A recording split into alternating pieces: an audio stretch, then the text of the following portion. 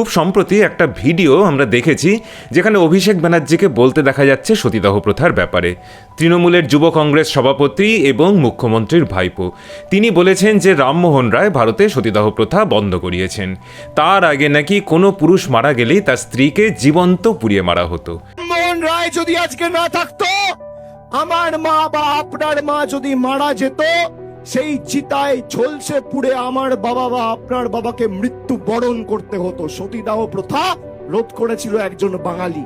সবার মধ্যে বক্তৃতা দিতে গিয়ে আবেগের বশবর্তী হয়ে তিনি একটু মায়ের জায়গাতে বাবা বলে ফেলেছেন। এই নিয়ে নেট জগতে অনেক হাসাহাসি হলেও আমরা জানি যে এই ধরনের বক্তব্য পেশ করার সময় এই ধরনের ভুলভ্রান্তি হয়েই থাকে, সেটা বড় ব্যাপার নয়। কিন্তু যদি ভ্রান্তিটা আরও গভীরে হয়, বাংলায় ক্ষমতাসীন সরকারের সেনাপতি যে কথাটা বলেছেন সেটা আসলে কয়েক শতাব্দী পুরনো একটা মিথ্যাকে সুচারুভাবে চাপিয়ে দেওয়া, তাহলে ভ্রান্তির আড়ালে আসলে একটা বিশাল ষড়যন্ত্র নয় তো? আর ওনাকে কি বলবো, উনি রাজনীতিবিদ, শিক্ষাবিদ তো নন। স্কুল কলেজ থেকে সমস্ত জায়গাতেই একই গল্প ছড়িয়ে দেওয়া হয়। শুধু তাই নয়, একজনের ভিডিও আমাকে একজন সাবস্ক্রাইবার পাঠিয়েছেন যেখানে দেখতে পাচ্ছি যে বাংলার একজন মাস্টারমশাই ইরানের বর্তমান ঘটনাকে ব্যাখ্যা করতে গিয়ে আমাদের দেশের সতীদাহ প্রথার প্রসঙ্গকে তুলে ধরেছেন।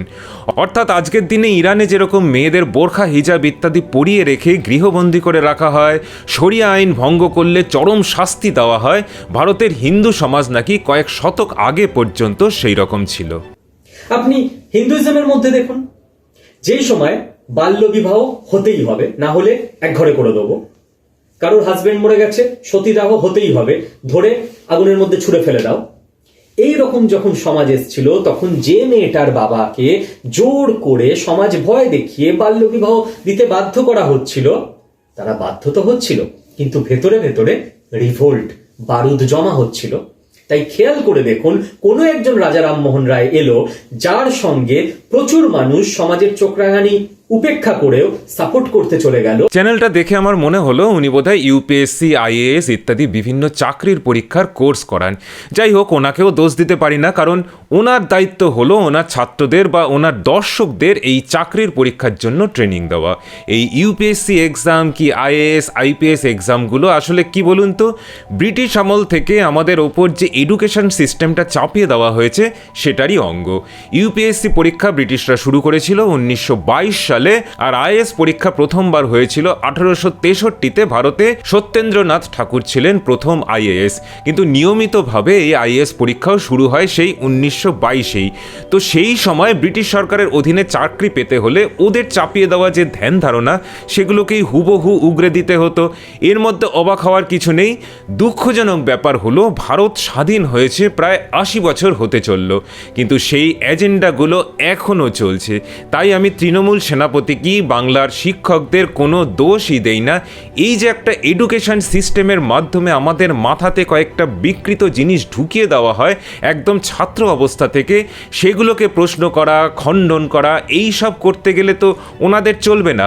আজও চাকরির পরীক্ষার ইন্টারভিউতে সেই বস্তা পচা জিনিসগুলোকেই উগরে দিতে হবে, না হলে চাকরি আর পাওয়া হবে না।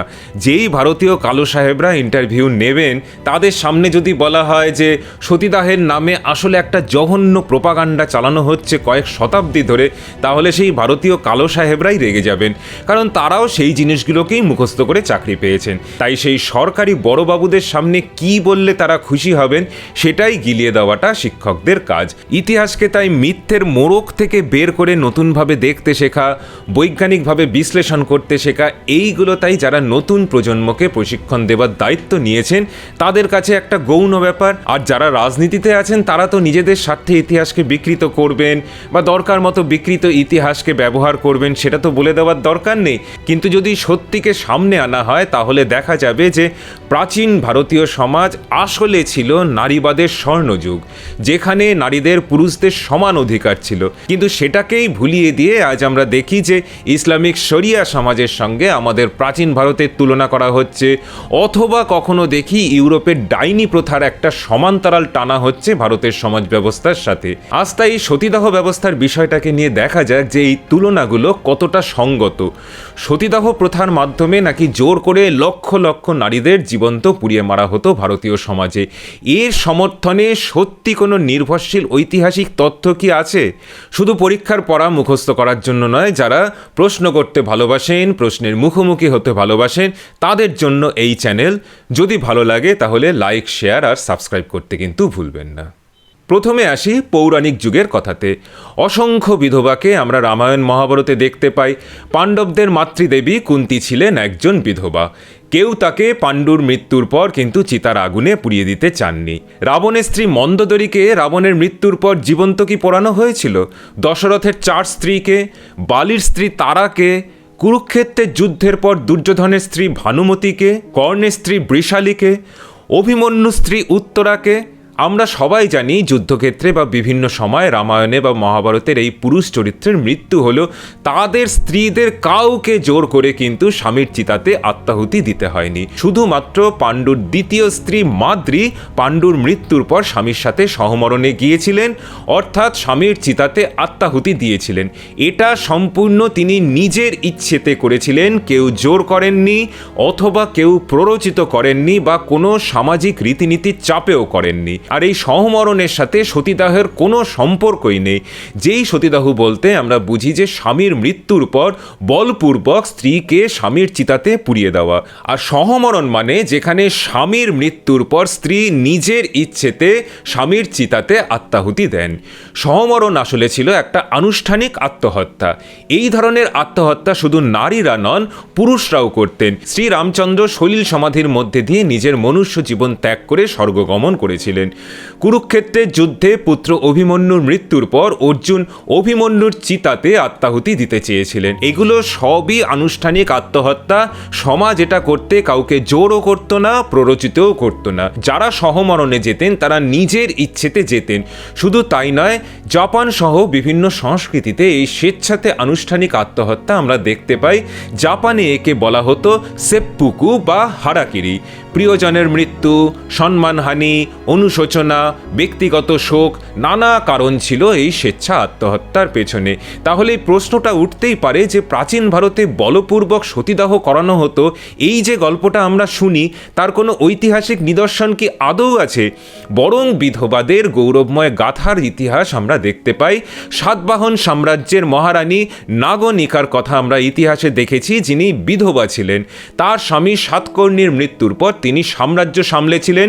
তার নামাঙ্কিত মুদ্রা পাওয়া গেছে মহারাষ্ট্রের নানেঘাটের কাছে জুন্নারে। এছাড়াও নানেঘাট শিলালিপিতে মহারানী নাগনিকার গৌরবগাথা লেখা আছে। সময়টা খ্রিস্টপূর্ব 1ম শতক। কালিদাসের সাহিত্যে কাত্যায়নীর কথা আমরা পাই, যিনি ছিলেন একজন অত্যন্ত পণ্ডিত, বিধবা, তপস্বিনী। সময় 4র্থ কি 5ম খ্রিস্টাব্দ। অর্থাৎ একদম পৌরাণিক যুগ থেকে 1ম সহস্রাব্দ পর্যন্ত আমরা দেখছি যে রাজত্ব সামলানো থেকে শুরু করে বিদ্যা চর্চা সমস্ত ক্ষেত্রে নারীদের সমানভাবে অংশগ্রহণ। প্রাচীন যুগের ইতিহাসে তাহলে সতীদাহের কোনো উদাহরণ পাওয়া যাচ্ছে না, কিন্তু তার উল্টো উদাহরণ পাওয়া যাচ্ছে। এগিয়ে আসি এবার মধ্যযুগের দিকে। যেই মুঘল বংশের কন্যাদের বিবাহ দেওয়া হতো না, সেই মুঘল বংশ ধ্বংস হয়েছিল কার হাতে? মারাঠা রানী তারাবাইয়ের হাতে, যিনি ছিলেন ছত্রপতি সম্ভাজি মহারাজের পুত্রবধূ আর রাজারাম মহারাজের স্ত্রী। অর্থাৎ ছত্রপতি শিবাজির স্বপ্ন আর সম্ভাজির আত্মত্যাগকে যিনি সফল করেছিলেন তিনি হলেন মহারানী তারাবাই, যিনি ছিলেন একজন বিধবা। স্বামী রাজারামের মৃত্যুর পর তিনি নিজে যুদ্ধ করতেন, সেনা পরিচালনা করতেন। একের পর এক আক্রমণে আওরঙ্গজেবের সেনাবাহিনীকে একদম দুর্বল করে দেন রানী তারাবাই। শেষের কয়েক বছর আওরঙ্গজেব পরাজয়ের লজ্জাতে নিজেকে দাক্ষিণাত্যের এক তাঁবুর মধ্যে গৃহবন্দী করে রাখতেন। পুত্র আজম শাহকে লেখা তার চিঠিপত্রতে আওরঙ্গজেবের হতাশা অক্ষরে অক্ষরে ফুটে উঠত। চূড়ান্ত হতাশা নিয়ে আওরঙ্গজেবের মৃত্যু ঘটে, আর তারপর আস্তে আস্তে মারাঠারা সারা ভারতে আধিপত্য বিস্তার করেন। অর্থাৎ বহিরাগত মুঘলদের পরাধীনতা থেকে ভারতকে স্বাধীন করার স্বপ্ন নিয়ে শিবাজি মহারাজ যে স্বরাজের স্থাপনা করেছিলেন তাকে অবশেষে বাস্তবায়িত করেছিলেন একজন বিধবা। এরপর মুঘল বাদশারা মারাঠাদের অধীনে করদাতা রাজ্যে পরিণত হয়েছিল। মারাঠা রানী অহল্যাবাইও ছিলেন বিধবা, যিনি সুদক্ষভাবে রাজ্য শাসন শুধু করেছেন তাই নয়, যুদ্ধক্ষেত্রে সেনাপতিত্বও করেছেন। এরকম অজস্র উদাহরণ আমরা খুঁজে পাবো মধ্যযুগেও এই ধরনের বীরাঙ্গনা বিধবা নারীদের। এই বিধবা নারীদের নিয়ে আমাদের প্রতিবেদন যদি না দেখে থাকেন তাহলে দেখার অনুরোধ রইল। মুসলিম শাসনের সময় যুদ্ধে পরাজিত হিন্দু রাজাদের পরিবারের নারীরা জ্বলন্ত চিতাতে আত্মাহুতি দিতেন। একে বলা হয় জহর ব্রত, যার সাথেও সতীদাহের কোনো সম্পর্ক নেই। মুসলিম আমলে কোনো হিন্দু রাজা যুদ্ধে পরাজিত হলে তাদের পরিবারের মহিলারা নিজেদের সম্ভ্রম রক্ষার্থে জ্বলন্ত চিতাতে আত্মাহুতি দিতেন। না হলে লুটের মালের সাথে পরাজিত রাজপরিবারের নারীদেরকেও তুলে নিয়ে আসা হতো মুসলমান শাসকদের সময়। এই নারীদের যে চরম অবমাননার সম্মুখীন হতে হতো মুসলমান শাসকদের দরবারে, তার থেকে মৃত্যু শ্রেয় এটাই মনে করতেন হিন্দু রাজবংশের মহিলারা। যেমন ধরুন গন্ডোয়ানা রাজবংশের মহারানী দুর্গাবতী, যিনি স্বামীর মৃত্যুর পর রাজ্যের শাসনভার নিজের হাতে তুলে নিয়েছিলেন। আকবরের সেনা তার রাজ্য আক্রমণ করলে রানী দুর্গাবতী বীরাঙ্গনার মতো লড়াই করে অবশেষে যুদ্ধে প্রাণ বিসর্জন দিয়েছিলেন, আর তার পরিবারের সব নারী জহর ব্রত পালন করেছিলেন। যাই হোক, ইতিহাস জুড়ে আমরা ছত্রে ছত্রে বিধবা বীরাঙ্গনাদের উপস্থিতি দেখতে পাই হিন্দু সমাজে। এরপরে দেখা যাক উল্টো দিকে সহমরণের কি কি উদাহরণ রয়েছে। গুজরাট, মহারাষ্ট্র আর কর্ণাটকের বিভিন্ন প্রস্তরখণ্ডে বিভিন্ন মৃত ব্যক্তির স্মারক পাওয়া যায়। এগুলোকে বলে মেমোরিয়াল স্টোন। এই মেমোরিয়াল স্টোনগুলোর বেশিরভাগই পুরুষদের উদ্দেশ্যে তৈরি হয়েছিল। অল্প কিছু পাওয়া যায় যেগুলো নারীদের উদ্দেশ্যে বানানো হয়েছে। মনে করা হয় যে যারা সহমরণে গিয়েছিলেন সেই সব নারীদের স্মৃতির উদ্দেশ্যে এগুলোকে বানানো। তার মধ্যে একজন ছিলেন ডেকাবে নামের একজন নারী, যার স্বামীকে মৃত্যুদণ্ড দেন চোল রাজা 1057 সালে। বিধবা হয়ে ডেকাবি বেঁচে থাকতে চাননি, তাই পরিবারের শত বাধা সত্ত্বেও তিনি অনড় থাকেন আর স্বামীর চিতাতে আত্মাহুতি দেন। তার গৌরব গাথা পাথরে খোদাই করে রাখা আছে। এবার বলুন, এই সহমরণের ঘটনা যদি সবার ক্ষেত্রে হতো তাহলে কি সেটা আলাদা করে কারোর জন্য লেখা হতো পাথর খোদাই করে? আমরা দেখি শ্যামবাজার 5 মাথার মোড়ে নেতাজির মূর্তি, কারণ তার বীরত্ব বিরল শ্রেণীতে পড়ে। আমাদের সবার মূর্তি কি সেরকম বানানো হবে আমাদের মৃত্যুর পরে? সেই রকমই বিরল শ্রেণীর কিছু নারী যারা সহমরণে গিয়েছিলেন, শুধুমাত্র তাদের উদ্দেশ্যে স্মৃতিফলক বানানো হয়েছে, কারণ তারা স্বেচ্ছায় মৃত স্বামীর সাথে এক চিতাতে আত্মাহুতি দিয়েছিলেন। সেই রকম মধ্যপ্রদেশের এরান সাহিত্যে গোপারাজ নামের একজন সেনাপতির স্ত্রীর কথা পাওয়া যায়, যিনি সহমরণে গিয়েছিলেন। গোপারাজ ছিলেন 510 শতাব্দীতে রাজা ভানুগুপ্তের সেনাপতি। হুনদের সঙ্গে যুদ্ধে মৃত্যুবরণ করেছিলেন সেনাপতি গোপারাজ, আর তারপর তার স্ত্রী স্বামীর সাথে সহমরণে গিয়েছিলেন। মার্কোপোলো আর ইবন বতুতার লেখাতেও অল্প কিছু সহমরণের ঘটনা দেখতে পাওয়া যায়। যখন এত কষ্ট করে উদাহরণ খুঁজে বের করতে হচ্ছে, তখন বোঝাই যাচ্ছে যে এই সহমরণ একটা খুব প্রচলিত প্রথা ছিল না, এবং কোনো ঐতিহাসিক নিদর্শন পাওয়া যায় না বা কোনো গল্পগাথাতে দেখা যায় না যেখানে আমরা বলপূর্বক সতীদাহকে দেখতে পাই। অপরদিকে ইউরোপে আমরা ডাইনি প্রথার অজস্র ঐতিহাসিক দলিল পাই, যেখানে নারীদেরকে ডাইনি বলে আখ্যায়িত করা হলে তাদেরকে জনসমক্ষে পুড়িয়ে মারা হতো। 1800 শতাব্দীর জার্মান ঐতিহাসিক গটফ্রেড ডায়গট বলেছিলেন যে অন্তত 90 লক্ষ নারীকে ইউরোপে পুড়িয়ে মারা হয়েছে ডাইনি আখ্যা দিয়ে। আমেরিকার মাতিলদা গেজও মোটামুটি একই কথা বলেছেন সমস্ত পরিসংখ্যান ঘেটে। এই প্রথা আজও বিভিন্ন খ্রিস্টান সমাজে হয়ে চলেছে। অপরদিকে কোনো ঐতিহাসিক দলিল পাওয়া যায় না ভারতে নারীদের বিরুদ্ধে এই ধরনের বর্বরতার। স্বাধীন ভারতেও এই ধরনের ঘটনা অত্যন্ত বিরল। আজ থেকে 37 বছর আগে রাজস্থানের রূপকানোয়ারকে স্বামীর চিতাতে পুড়িয়ে মারা হয়েছিল। সেটাই স্বাধীন ভারতে শেষ সতীদাহের ঘটনা। দেখুন, সমাজে অপরাধী থাকেই। নারীদের উপর অত্যাচার আমাদের সমাজে হয় না এটা আমি বলছি না। দুর্বলের ওপর সবল নানাভাবে অত্যাচার করে চিরকালই, কিন্তু সেগুলোকে একটা সামাজিক প্রথা আমাদের দেশে কোনো দিনই বানানো হয়নি, বা আইনানুগভাবে নারীদের বঞ্চনা করা হতো, এটা কোনো দিন ছিল না আমাদের সমাজে। যেটা ছিল ইউরোপে। যাদেরকে চার্চ ডাইনি বলে অভিহিত করত, তাদেরকে ওদের আদালত, ওদের সমাজের নির্দেশে পুড়িয়ে মারা হতো। আজও মুসলিম সমাজের মেয়েদের শরিয়া আইন মেনে না চললে চূড়ান্ত শাস্তি পেতে হয়, যার মধ্যে মৃত্যুদণ্ডও রয়েছে। এগুলো ওদের সমাজের অনুমোদনে, ওদের আইনের সহযোগিতাতে হয়েছে। নারী আর পুরুষদের জন্য আলাদা আইন, অপরদিকে আমাদের দেশে সবসময় নারীদের ওপর যে কোনো অত্যাচারকে বেআইনি হিসাবে দেখা হয়েছে, সমাজের অনুমোদন কোনো দিন ছিল না। তাহলে এই সতীদাহ নামের একটা বহুল প্রচলিত ধারণাটা এলো কোথা থেকে? সবশেষে এবার সেই ইতিহাসটাতে আসি। প্রাচীন ভারতে স্বেচ্ছায় সহমরণ আর মুসলমানদের যুগে অপমান থেকে বাঁচতে জহর ব্রত, এই দুটোর সাথে মিলিয়ে ইউরোপীয় মিশনারিরা একটা ন্যারেটিভস আনলো, যার নাম দেওয়া হলো সতীদাহ। অর্থাৎ কোনো ঐতিহাসিক নন, একমাত্র কিছু খ্রিস্টান মিশনারির বক্তব্যের উপর ভিত্তি করে এত বড় একটা দোষারোপ আমাদের সমাজের উপর চাপিয়ে দেওয়া হলো। এটা অনেকটা কিরকম বলুন তো? তৃণমূল দলকে যদি বলা হয় যে বিজেপির ওপর একটা প্রবন্ধ লিখতে, আর তারা যা লিখলো সেটাই বিজেপির ব্যাপারে সর্বময় সত্য বলে মেনে নেওয়া হলো। অথবা উদাহরণটা ঘুরিয়েও বলা যেতে পারে, তৃণমূলের ব্যাপারে বিজেপিকে প্রবন্ধ লিখতে বলা হলো। মূল বক্তব্য যেটা হলো যে এই লেখাগুলো যথাযথ কারণেই মিথ্যা হবে, অতিরঞ্জিত হবে এবং চূড়ান্ত পক্ষপাত দুষ্ট হবে। 1757-তে ইস্ট ইন্ডিয়া কোম্পানি বাংলার বুকে শাসন কায়েম করে। তাদের উদ্দেশ্য ছিল সম্পদ লুট করা। খ্রিস্টান ধর্ম প্রচার বা সামাজিক রীতিনীতিকে পরিবর্তন করার কোনো ইচ্ছে তাদের ছিল না, কিন্তু তাদের উপর চাপ দিতে শুরু করলো ইভাঞ্জেলিস্ট গ্রুপের খ্রিস্টানরা। কি করলো তারা? এই সতীদাহ প্রথা নামের একটা গল্প তৈরি করলো, যাদের নেতৃত্ব দিলেন উইলিয়াম কেরি নামের একজন মিশনারি। সময়টা 1790 নাগাদ। এই ইভাঞ্জেলিস্ট কারা সেটা একটু বলা দরকার। মনে রাখবেন 1789-তে ফরাসি বিপ্লবের মাধ্যমে ফ্রান্সের রাজতন্ত্রের পতন ঘটে, ব্রিটেনেও তার প্রভাব ঘটে। তখন ব্রিটিশ রাজতন্ত্রের সমর্থনে এই ইভাঞ্জেলিস্ট খ্রিস্টানরা বলতে শুরু করে যে খ্রিস্টান আদর্শের পতনের কারণেই ফরাসি বিপ্লবের মতো ঘটনা ঘটেছিল।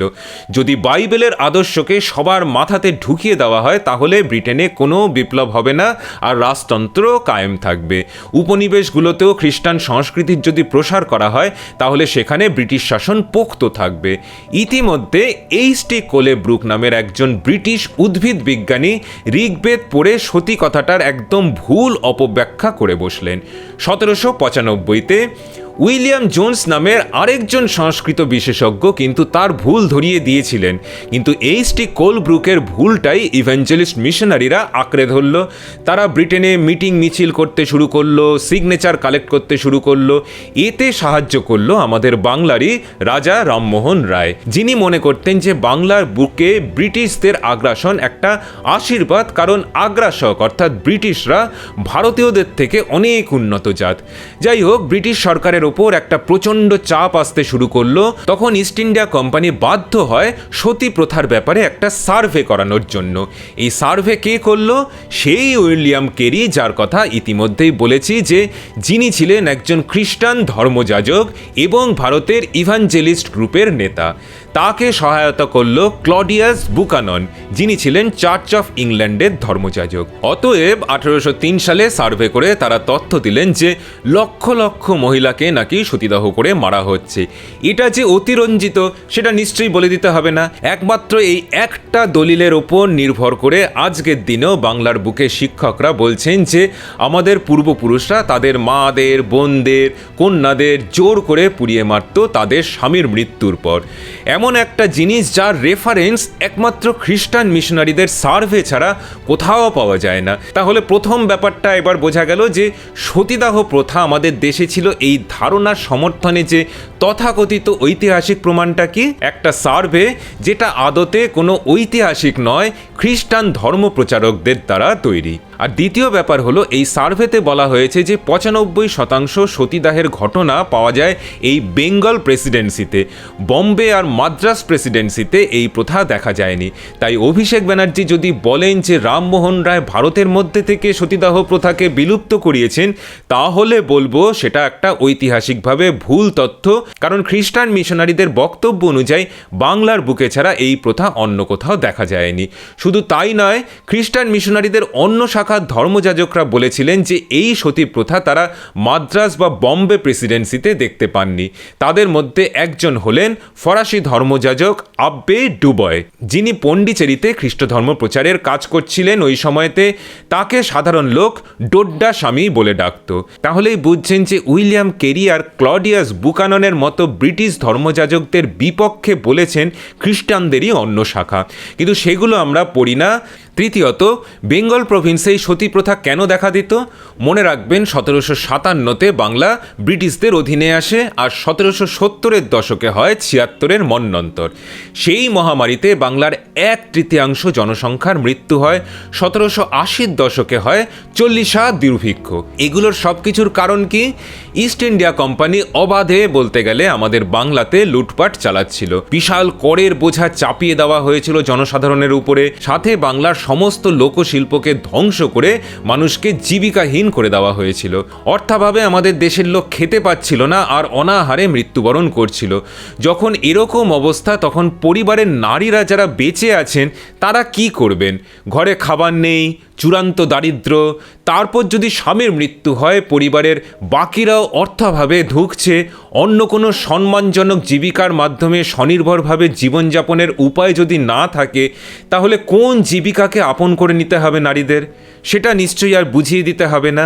সেই লজ্জার থেকে বাঁচতেই তখন নারীদের নিজেদের শেষ করে দিতে হতো। অর্থাৎ এই যে অষ্টাদশ শতকের শেষ দিকে আমরা সতী হবার ঘটনা দেখি বাংলাতে, তার কারণ কোনো হিন্দু সামাজিক রীতি নয়, চূড়ান্ত দারিদ্র্যের থেকে রক্ষা পেতে এই পথ বেছে নিতেন নারীরা। যেই দারিদ্র্যের কারণ ছিল ব্রিটিশদের উপনিবেশবাদ, আর সেই জন্যেই মাদ্রাস প্রেসিডেন্সি আর বোম্বাই প্রেসিডেন্সিতে এই সতীদাহ প্রথা দেখা যায়নি। কারণ রাজনৈতিকভাবে মাদ্রাস প্রেসিডেন্সি ইস্ট ইন্ডিয়া কোম্পানির অধীনে আসে 1801 সালে দ্বিতীয় পালাক্কার যুদ্ধের পর, আর বোম্বাই প্রেসিডেন্সি ইস্ট ইন্ডিয়া কোম্পানির অধীনে আসে 1818-তে তৃতীয় অ্যাংলো মারাঠা যুদ্ধের পর। এর আগে পর্যন্ত এই প্রেসিডেন্সিগুলো শুধু ইস্ট ইন্ডিয়া কোম্পানির বাণিজ্যিক শাখা হিসেবেই ছিল, কিন্তু রাজনৈতিকভাবে ভারতীয় শাসকদের অধীনে ছিল। তাই বাংলাতে যেরকমভাবে লুটপাট চালিয়ে সাধারণ লোককে অনাহারে মারছিল ব্রিটিশরা, সেটা বম্বে বা মাদ্রাস প্রেসিডেন্সিতে করা সম্ভব হয়নি তখনও পর্যন্ত। এই জন্য 1803 সালের সতীদাহ সার্ভেতে এই প্রথা সেই সব জায়গাতেই দেখা গেল যেখানে ব্রিটিশ শাসন কয়েক দশক ধরে কায়েম ছিল, অর্থাৎ এই বাংলাতে। অবশেষে 1829-এ ব্রিটিশ পার্লামেন্ট এই সতীদাহ বিরোধী আইন পাশ করে, আর সেই একই মিশনারিদের বক্তব্য অনুযায়ী তারপর নাকি সতী প্রথা অবলুপ্ত হয়ে যায়। ভাবুন, আগে নাকি লক্ষ লক্ষ নারীদের পুড়িয়ে মারা হতো, আর শুধু একটা আইনের মাধ্যমে সেটা পুরো বন্ধ হয়ে গেল। ব্রিটিশ সরকারের পুলিশ তখন ব্রিটিশদের সুরক্ষা আর কর আদায়ের কাজ ছাড়া অন্য কিছুই করতো না। তারা সাধারণ লোকের হয়ে গ্রামে গঞ্জের প্রত্যন্ত জায়গাতে ঢুকে সতী প্রথা বন্ধ করে দিল। এই দাবিটা যে কতটা হাস্যকর নিশ্চয়ই বলে দিতে হবে না। যাই হোক, এত কিছু নাটকের পর যেটা হলো যে ব্রিটিশ সরকার এই ইভাঞ্জেলিস্ট মিশনারিদেরকে ইস্ট ইন্ডিয়া কোম্পানির অধীনস্থ অঞ্চলে ধর্ম বিস্তারের কাজে সায় দিল, যেটাকে এতদিন ইস্ট ইন্ডিয়া কোম্পানি একটা ঝামেলা হিসাবে আটকে রেখেছিল। এই ইভাঞ্জেলিস্ট ধর্মপ্রচারকদের কার্যসিদ্ধি হলো, রাজা রামমোহনের নামও ইতিহাসে লেখা হয়ে গেল বাংলার নবজাগরণের পথপ্রদর্শক হিসাবে। চাপা পড়ে গেল আমাদের পূর্বপুরুষদের বিরুদ্ধে এক বিশাল ষড়যন্ত্রের কথা। চিরকালের মতো আমরা কলঙ্কিত করে দিলাম তাদেরকে। ভুলে গেলাম যে তারা কত শতাব্দী ধরে নানা অত্যাচার সহ্য করেও একটা সমাজকে আমাদের দিয়ে গেছেন, যেটা সারা পৃথিবীতে একমাত্র সমাজ যেখানে নারীদের পুরুষদের সমান অধিকার দেওয়া হয়েছে। তাই আমাদের বীর পূর্বপুরুষরা ব্রিটিশদের বিরুদ্ধে রুখে দাঁড়িয়েছেন, মুঘলদের বিরুদ্ধে রুখে দাঁড়িয়েছেন, কিন্তু নারীদের সমান অধিকারের জন্য এখানে কোনো দিন বিপ্লব করার দরকার হয়নি। আজ যেমন ইরানকে করতে হচ্ছে, গত শতাব্দীতে ইউরোপকে বা আমেরিকাকে করতে হয়েছে, কারণ নারীরা পুরুষদের সাথে সব ব্যাপারে সমান। আমাদের সমাজে তা চিরকালই স্বতঃসিদ্ধের মতো মেনে নেওয়া হয়েছে।